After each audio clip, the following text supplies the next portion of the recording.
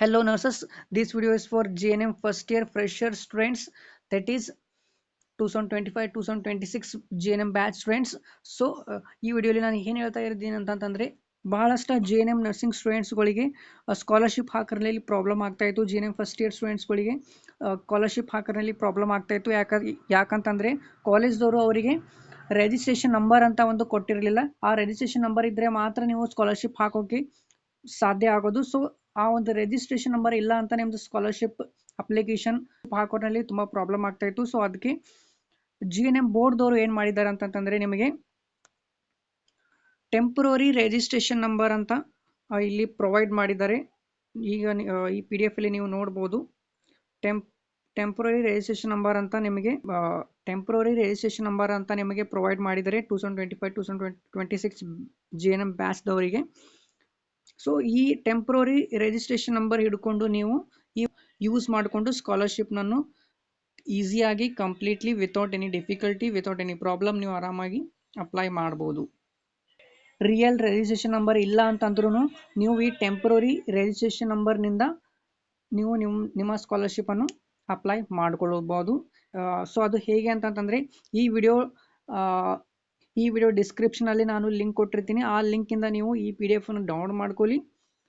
ಈ PDF ನ download ಮಾಡ್ಕೊಂಡ್ಮೇಲೆ ಈ PDF ಅನ್ನು ಓಪನ್ ಮಾಡಿ ಆಮೇಲೆ ಏನ್ ಮಾಡಬೇಕಂತಂದ್ರೆ ಯಾವುದೇ PDF ಓಪನರ್ ಆ್ಯಪ್ ನೀವು ಯೂಸ್ ಮಾಡ್ತಾ ಇದ್ರೆ ಆ PDF ಓಪನರ್ ನಲ್ಲಿ ಒಂದು ಸರ್ಚ್ ಬಾಕ್ಸ್ ಅಂತ ಸಿಗುತ್ತೆ. ನೀವು ಆ ಸರ್ಚ್ ಬಾಕ್ಸ್ ಅಲ್ಲಿ ಕ್ಲಿಕ್ ಮಾಡಿಕೊಂಡು ನಿಮ್ದು ಹೆಸರು ಅಥವಾ ನಿಮ್ದು ಕಾಲೇಜ್ ನೇಮ್ ಏನದ ಅಲ್ಲಿ ನೀವು ಸರ್ಚ್ ಮಾಡಬೇಕು. ಸರ್ಚ್ ಮಾಡಿದ್ರೆ ಅಲ್ಲಿ ನಿಮಗೆ ನಿಮ್ಮದೇ ಆದಂಥ ಒಂದು registration number temporary registration number ಸಿಗುತ್ತೆ. ಆ ಟೆಂಪರರಿ ರಿಜಿಸ್ಟ್ರೇಷನ್ ನಂಬರನ್ನು ನೀವು ಯೂಸ್ ಮಾಡಿಕೊಂಡು ನಿಮ್ಮ ಸ್ಕಾಲರ್ಶಿಪ್ ನೀವು ಈಸಿಲಿ ಅಪ್ಲೈ ಮಾಡ್ಕೊಳ್ಬೋದು. ಸೊ ಫಾರ್ ಎಕ್ಸಾಂಪಲ್ ನಾನು ಯಾರಾದರೂ ಹೆಸರು ಸರ್ಚ್ ಮಾಡ್ತೀನಿ ಇಲ್ಲಿ. ಸೊ ಇಲ್ಲಿ ನಾನು ಒಬ್ಬರ ಹೆಸರು ಸರ್ಚ್ ಮಾಡ್ತಾ ಇದ್ದೀನಿ. ಸೊ ಇಲ್ಲಿ ನೋಡಿ ಅವ್ರ ಹೆಸರು ಬಂತು. ಆ್ಯಂಡ್ ಇಲ್ಲಿ ಅವ್ರ ಸ್ಕೂಲ್ ಕನ್ಫರ್ಮೇಟರಿ ಸಲಕ್ಕೆ ನೀವು ನಿಮ್ಮ ಸ್ಕೂಲ್ ಹೆಸರು ನೋಡ್ಕೊಳ್ಬೋದು. ಆ್ಯಂಡ್ ನಿಮ್ದು ರಿಜಿಸ್ಟ್ರೇಷನ್ ನಂಬರ್ ಇಲ್ಲಿ ಕೊಟ್ಟಿರ್ತಾರೆ. ಆ್ಯಂಡ್ ಇಲ್ಲಿ ನಿಮ್ದು ಟೆಂಪರರಿ ರಿಜಿಸ್ಟ್ರೇಷನ್ ನಂಬರ್ ಇರುತ್ತೆ. ಆ್ಯಂಡ್ ಈ ಟೆಂಪರರಿ ರಿಜಿಸ್ಟ್ರೇಷನ್ ನಂಬರನ್ನು ನೀವು ಯೂಸ್ ಮಾಡಿಕೊಂಡು ಸ್ಕಾಲರ್ಶಿಪ್ ಹಾಕ್ಬೋದು. ಸೊ ಈ ಥರ ನೀವು ಹೆಸರನ್ನು ಸರ್ಚ್ ಮಾಡ್ಬೋದು ಡಾಕ್ಯುಮೆಂಟಲ್ಲಿ. ಇಲ್ಲ ಅಂತಂದರೆ ನೀವು ಸ್ಕೂಲ್ ಹೆಸರೇ ಸರ್ಚ್ ಮಾಡಬೇಕಿತ್ತು ಅಂತಂದರೆ ನಿಮ್ದು ಕಂಪ್ಲೀಟ್ ಸ್ಕೂಲ್ ನೇಮ್ ಏನಿದೆಲ್ಲ ಅಗರ್ ನೀವು ಫೀಸ್ ಕಟ್ಟಿದ್ರಿ ಅಂತಂದರೆ ನಿಮ್ಮದು ಫೀಸ್ ರಿಸಿಪ್ಟಲ್ಲಿ ಏನು ಸ್ಕೂಲ್ ನೇಮ್ ಇದೆಯಲ್ಲ GNM ಸ್ಕೂಲ್ ನೇಮ್ ಏನಿದೆಯಲ್ಲ ಆ GNM ಸ್ಕೂಲ್ ನೇಮು ಇಲ್ಲಿ ನೀವು ಸರ್ಚ್ ಮಾಡಬೇಕು. ಸೇಮ್ ಯಾವ ಥರ ಆ ರಿಸಿಪ್ಟಲ್ಲಿ ಇದೆ ಅದೇ ಥರ ನೀವು ಟೈಪ್ ಮಾಡಬೇಕು. ಇಲ್ಲಿ ಟೈಪಿಂಗ್ನಲ್ಲಿ ಯಾವುದು ಮಿಸ್ಟೇಕ್ ಆಗಬಾರ್ದು. ಸೊ ನೋಡಿ ಇಲ್ಲಿ SLV ಅಂತ ನಾನು ಟೈಪ್ ಮಾಡಿದೆ, SLV ಅಂತ ಇಲ್ಲ ಬಂತು. ಸೊ ಇಲ್ಲಿ SLV ನಲ್ಲಿ ಎಸಿ ಸ್ಟೂಡೆಂಟ್ ಇದ್ದಾರೆ. ಇಲ್ಲಿ SLV ಇದೆ, ಇದು ಇವೆಲ್ಲ SLVನೇ ಇದೆ. ಆ್ಯಂಡ್ ಇಲ್ಲೂ SLV ಇದೆ. ಸೊ ಎಲ್ಲ SLV ಸ್ಟೂಡೆಂಟ್ ಹೆಸರು ಬರ್ತಾ ಇದೆ ಇಲ್ಲಿ, ಮೋಹನ್, ಪ್ರವೀಣ, ರೇಖಾ ಅಂತ. ಸೊ ಇದೇ ಥರ ಪೂರ SLV ಸ್ಟೂಡೆಂಟ್ಸ್ ಎಷ್ಟು ಸ್ಟೂಡೆಂಟ್ ಇದ್ದಾರೆ SLV ಸ್ಕೂಲಲ್ಲಿ ಎಲ್ಲರದ್ದು ಹೆಸರು ಇಲ್ಲಿ ತನಕ ಬಂತು. ಆ್ಯಂಡ್ ಇಲ್ಲಿ ಅವ್ರದ್ದು ರಿಜಿಸ್ಟ್ರೇಷನ್ ನಂಬರ್ ಇರುತ್ತೆ. ಆ್ಯಂಡ್ ಆ ರಿಜಿಸ್ಟ್ರೇಷನ್ ನಂಬರ್ ಏನೋ ನೀವು ಇಲ್ಲಿ ತಗೊಳ್ಬೋದು. ಇದು ಟೆಂಪರರಿ ರಿಜಿಸ್ಟ್ರೇಷನ್ ನಂಬರ್ ಮಾತ್ರ. ಡಾಕ್ಯುಮೆಂಟ್ ವೆರಿಫಿಕೇಶನ್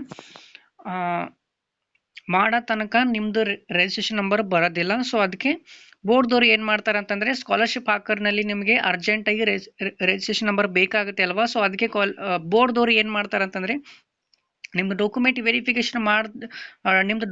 ವೆರಿಫಿಕೇಶನ್ ಮಾಡೋಕ್ಕಿಂತ ಮುಂಚೆನೇ ಏನದಲ್ಲ ಅವರು ಕಾಲೇಜ್ದವ್ರು ಏನು ರಿಪೋರ್ಟ್ ಕಳಿಸಿರ್ತಾರಲ್ಲ, ಕಾಲೇಜ್ದವರು ಏನು ನಿಮ್ಮದು ಲಿಸ್ಟ್ ಕಳಿಸಿರ್ತಾರಲ್ಲ, ಅಡ್ಮಿಷನ್ದು ಒಂದು ಲಿಸ್ಟ್ ಕಳಿಸಿರ್ತಾರಲ್ಲ, ಸ್ಕೂಲ್ದವ್ರು ಏನು ಬೋರ್ಡಿಗೆ ನಿಮ್ಮ ಹೆಸರು ಕಳಿಸ್ತಾರಲ್ಲ, ಸೊ ಆ ಒಂದು ಹೆಸರು ಮೇಲೇನೆ ಏನದಲ್ಲ, ಆ ಒಂದು ಹೆಸರು ಬೇಸಿಸ್ ಮೇಲೇನೆ ಏನದಲ್ಲ ನಿಮಗೆ ಒಂದು ಟೆಂಪ್ರರಿ ರಿಜಿಸ್ಟ್ರೇಷನ್ ನಂಬರ್ ಅಂತ ಕೊಡ್ತಾರೆ. ಸೊ ಆ ಒಂದು ಟೆಂಪ್ರರಿ ರಿಜಿಸ್ಟ್ರೇಷನ್ ನಂಬರನ್ನು ಈಗ ನಿಮಗೆ ಸಿಕ್ಕಿರೋದು. ಈ ಒಂದು ಟೆಂಪ್ರರಿ ರಿಜಿಸ್ಟ್ರೇಷನ್ ನಂಬರ್ ಯೂಸ್ ಮಾಡಿಕೊಂಡು ನೀವು ಸ್ಕಾಲರ್ಶಿಪ್ ಹಾಕ್ಬೋದು. ಸೊ ಯಾವಾಗ ರಿಯಲ್ ರಿಜಿಸ್ಟ್ರೇಷನ್ ನಂಬರ್ ಬರುತ್ತೆ ಅಂತಂದರೆ ಅದು ರಿಯಲ್ ರಿಜಿಸ್ಟ್ರೇಷನ್ ನಂಬರ್ ನಿಮಗೆ ಎಕ್ಸಾಮ್ ಟೈಮಲ್ಲೇ ಸಿಗೋದು.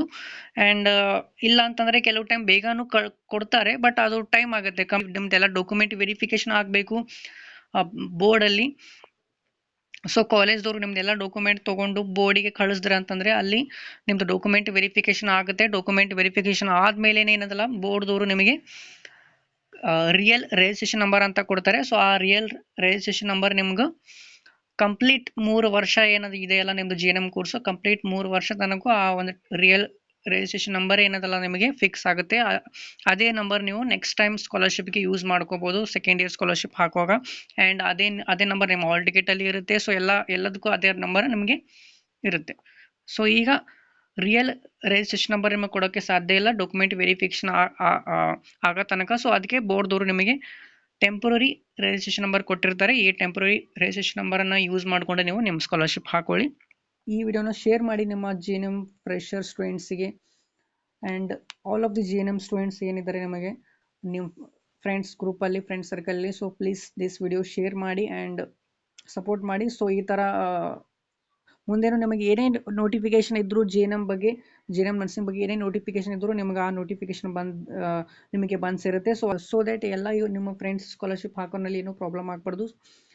ಸೊ ಅದಕ್ಕೆ ಈ ವಿಡಿಯೋನ ಶೇರ್ ಮಾಡಿ ಅಂತ ಹೇಳ್ತಾ, ಸೊ ಓಕೆ, ನೆಕ್ಸ್ಟ್ ವಿಡಿಯೋಲಿ ಸಿಗೋಣ. ಆ್ಯಂಡ್ ಸಬ್ಸ್ಕ್ರೈಬ್ ಮಾಡಿರಿ ನಮ್ಮ ಯೂಟ್ಯೂಬ್ ಚಾನಲ್ಗೆ, ಸೊ ದ್ಯಾಟ್ ನಿಮಗೆ ಎಲ್ಲ ವಿಡಿಯೋ ನೋಟಿಫಿಕೇಶನ್ ಸಿಗುತ್ತೆ.